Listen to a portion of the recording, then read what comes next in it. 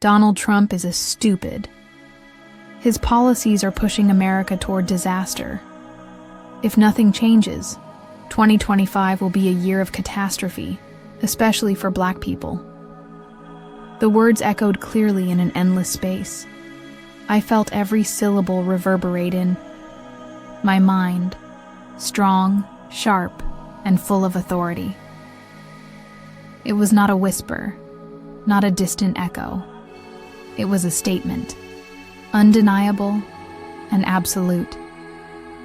I was stunned. In the first few moments, I couldn't comprehend what was happening. My body felt weightless, as if I no longer had mass. I couldn't feel my feet touching the ground, nor could I sense any surface beneath me. Around me stretched an infinite space, filled with a soft, radiant light with no discernible source. My heart pounded. I turned my head, searching for something familiar, an object, a person, any sign of reality. But all I could see was endlessness. And then I saw him. A presence stood before me, not entirely human in form, yet not entirely formless. A brilliant light surrounded him, so intense that I could not make out his face, but I knew instinctively that this was God. My mouth opened, but no words came out. God had spoken about Donald Trump. I couldn't believe my ears. God? Talking about politics? It felt wrong. I had heard stories of people who had near-death experiences. People who had seen heaven, who had met God, who had heard him speak of forgiveness, of love, of human destiny. But I had never heard of anyone saying that God had spoken about a U.S. president. I was not a deeply religious person, nor was I overly concerned with politics. I was just an ordinary person, working every day, trying to make a living in a country full of struggles. But I could not deny the fact that Trump's policies had affected my life and the lives of those around me. I had seen the suffering in the Black community. I had seen police brutality, protests crushed, people treated as if they had no worth. I had heard racist rhetoric on television, words that fueled hatred, decisions that deepened America's division. But I never thought that God cared about these things. I swallowed hard, trying to keep calm in the presence of God. Why am I here? Didn't dare say it out loud, but I knew he had heard the question in my mind. He didn't answer immediately. No direct explanation, no clear response. But I felt something, an urge, pushing me to search for the answer myself. And then, the memories came rushing back. That morning started like any other.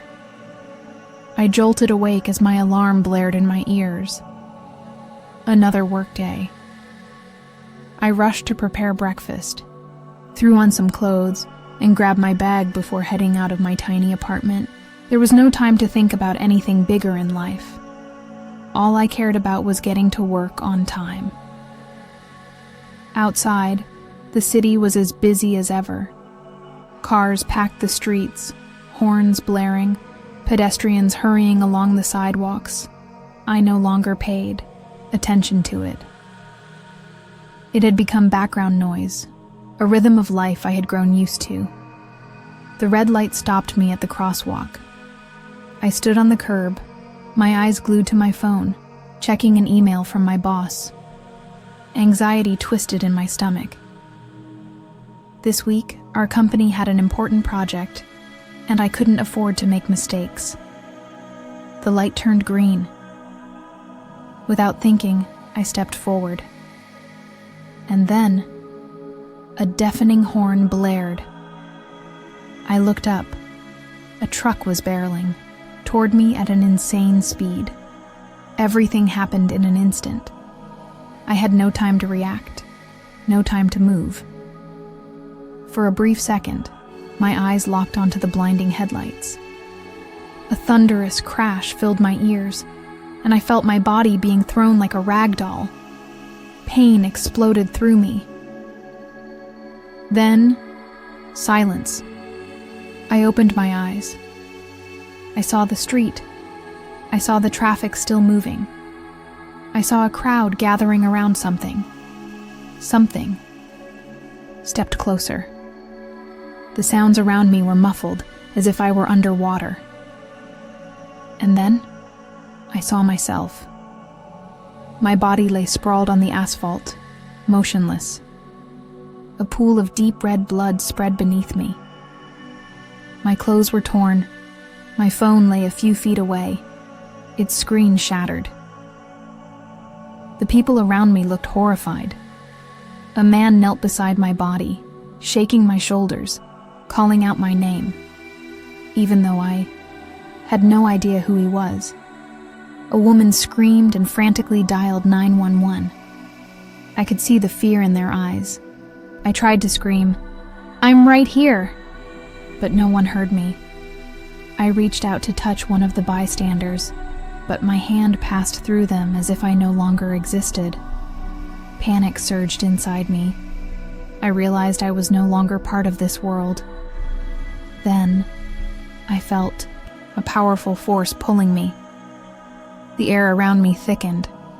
A darkness crept in, swallowing me whole. I felt myself being dragged away, so fast that I couldn't resist. I struggled, trying to hold on to something, anything, but it was useless. I was falling into nothingness. Then, a light appeared, and I stood before God. I wanted to ask him. I wanted to know why he spoke these words. I wanted to know what would happen to America, to the world, to me. But my throat tightened, as if I had no right to question him. God remained there, silently looking at me. There was no judgment, no anger, only a presence that encompassed everything, as if he was waiting for me to accept the truth. And then I realized this was not a dream. This was not an illusion. This was real. I was standing before God, and he had just foretold the future of America. But why me? I didn't know how long I had been falling. Time seemed to no longer exist. There was no cold, no heat, no sound. Just an endless void. I couldn't feel my body, yet my consciousness remained. Then, suddenly, a blinding light appeared. It was so bright that I instinctively tried to close my eyes, but it didn't burn. Instead, it brought a sense of peace, unlike anything I had ever experienced before. The darkness vanished. I found myself standing in an infinite space filled with a soft, radiant glow. There was no sun, yet everything shimmered with light. There was no ground, yet I did not fall. All fear, pain, and anxiety had disappeared. I was in a place beyond this world. And then, I saw him, a being of pure light, majestic, powerful, yet not frightening. He had no defined human form, but I knew without a doubt that this was God. I was speechless. He knew all my thoughts before I could even voice them. God looked at me, not with eyes, but with an understanding so deep it pierced through my soul. Then, he spoke. His voice did not reach my ears, but echoed within my very being. You are between life and death. I trembled, feeling insignificant before his presence. Why am I here? I asked. God did not answer immediately. Instead, visions surrounded me.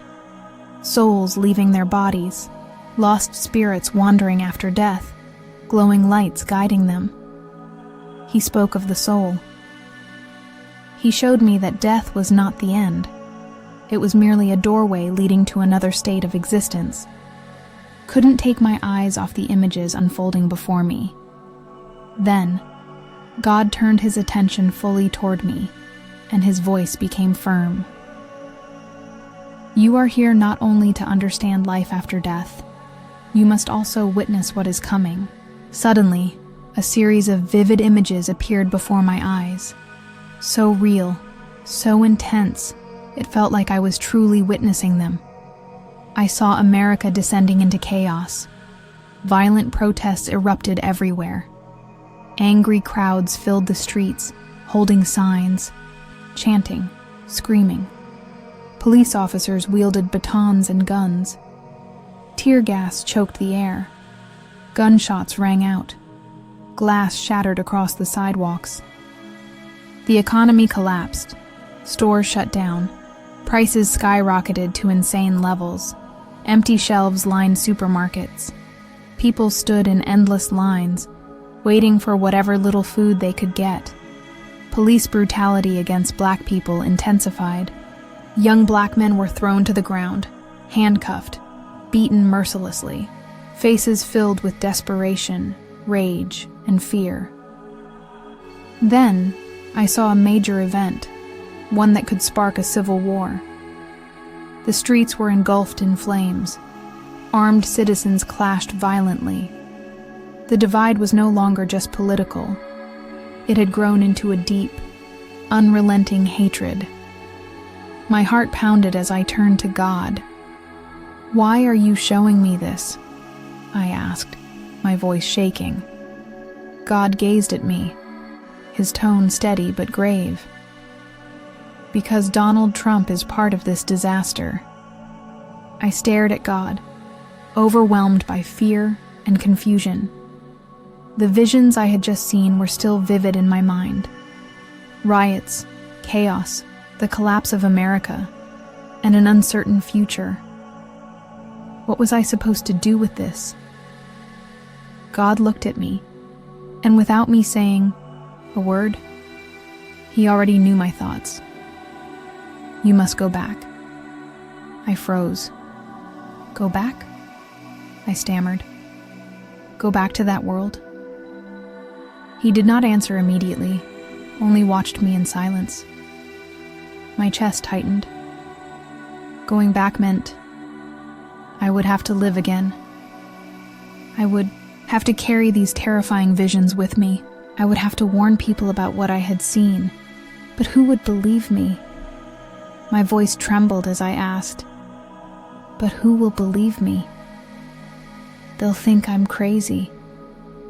God remained calm, but his voice was firm as it echoed inside me. You have seen. That is enough. Before I could even process his words, everything suddenly changed. The peace, the gentle light, the embrace of the afterlife, all of it vanished. I felt a powerful force pulling me downward. Then, pain. It was like being ripped from the heavens and dropped from an impossible height. I could feel my body again, but it was heavy, broken, and aching. A piercing ambulance siren rang in my ears. Flashing lights flickered through my barely opened eyelids. Frantic voices filled the air. She's got a pulse. Get her to the ER now. Body trembled. I wanted to open my eyes, but my eyelids felt like they were sealed shut. I had returned. I was still alive. But I knew I was no longer the same person.